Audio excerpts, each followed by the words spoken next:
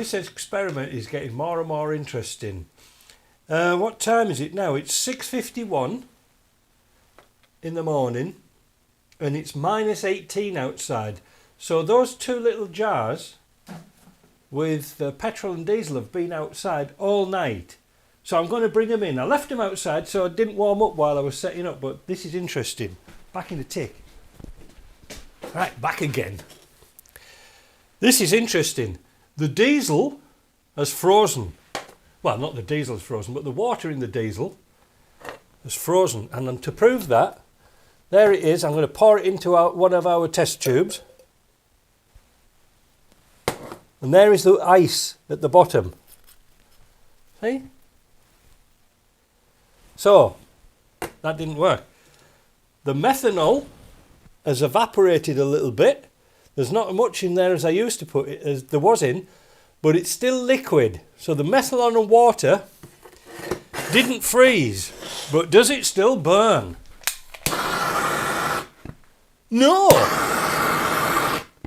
Oh, yes. Yes, it does. Yes, it does, but it's not so ferocious as before. Shall I pick it up? It's like a blue flame. It's hard to see. God, that could cause some problems, wouldn't it? There. So it was burning. I didn't think it was there for a minute. I couldn't see it. So there we go. The methanol, or the methyl hydrate. I keep calling it methanol. The methyl hydrate, which is here, did work to clean out the Yaris. It's been no problems ever since. It used to be an all-time favourite of putting methyl hydrate in fuel over winter. But as my mate Nick just was telling me about, the amount of ethanol in petrol now can cause water problems. So I don't know what's going on, but anyway, we've worked that one out.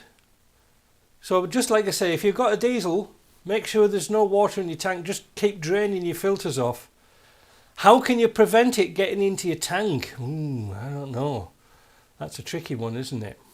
But going back to that, I'm thinking, because I've just sort of got up. When you have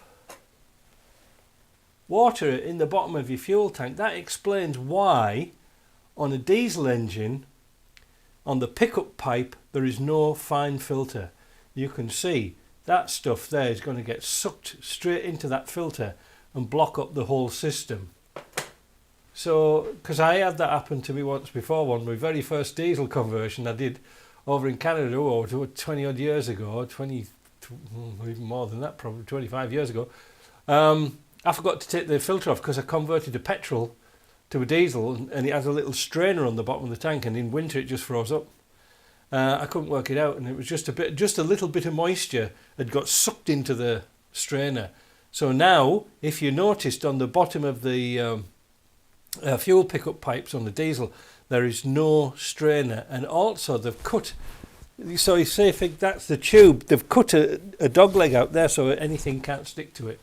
Well, not a dog leg. What am I talking about? It's too early. But they've done a little cutout so nothing can stick to the pipe. Anyway, I hope you liked that. That was an interesting little series. I learnt a lot as well. So from now on, I'm going to put a dash of that in the petrol of the Yaris. It doesn't do any harm. But at least it pulls that water out.